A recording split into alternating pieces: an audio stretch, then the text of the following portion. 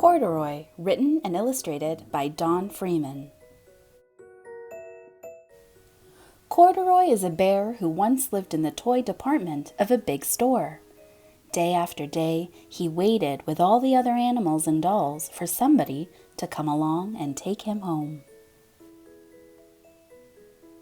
The store was always filled with shoppers buying all sorts of things, but no one ever seemed to want a small bear in green overalls.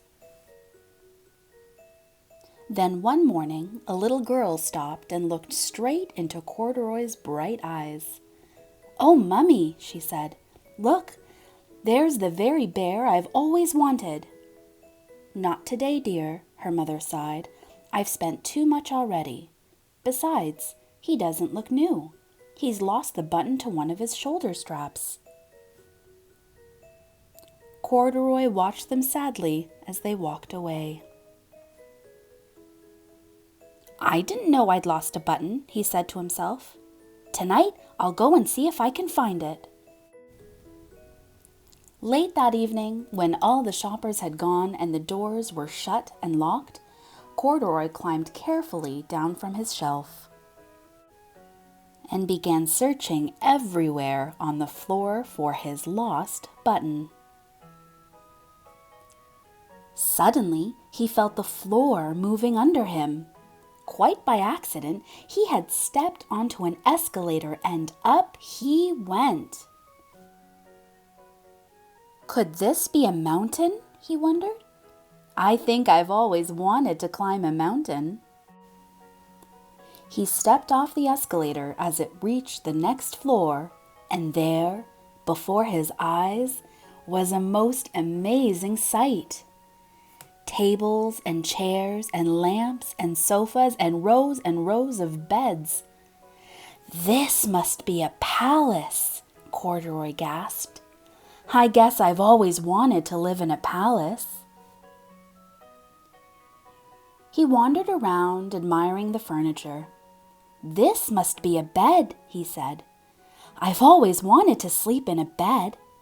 And up he crawled onto a large, thick mattress. All at once he saw something small and round.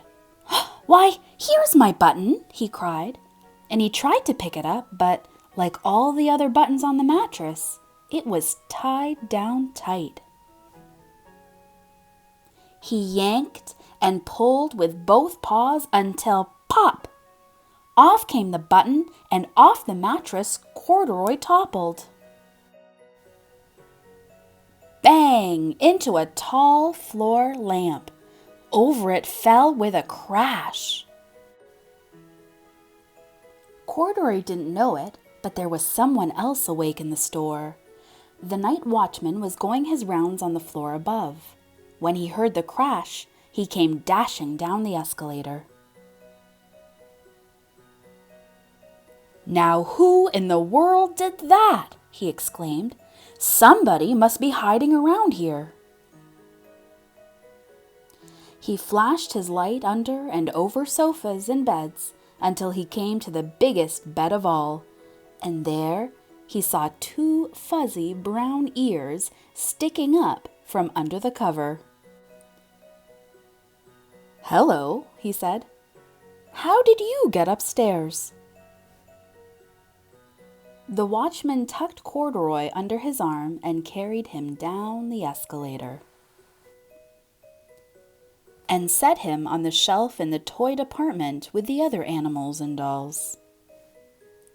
Corduroy was just waking up when the first customers came into the store in the morning, and there, looking at him with a wide, warm smile, was the same little girl he'd seen only the day before. "I'm Lisa," she said, "and you're going to be my very own bear.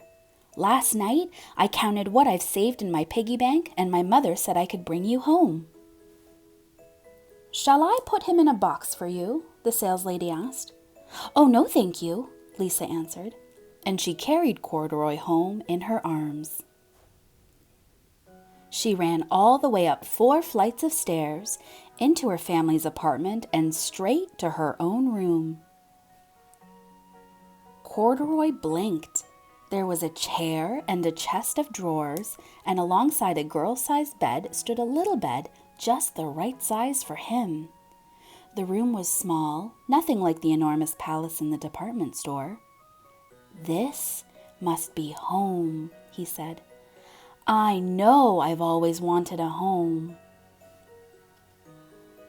Lisa sat down with Corduroy on her lap and began to sew a button onto his overalls. "I like you the way you are," she said, "but you'll be more comfortable with your shoulder strap fastened."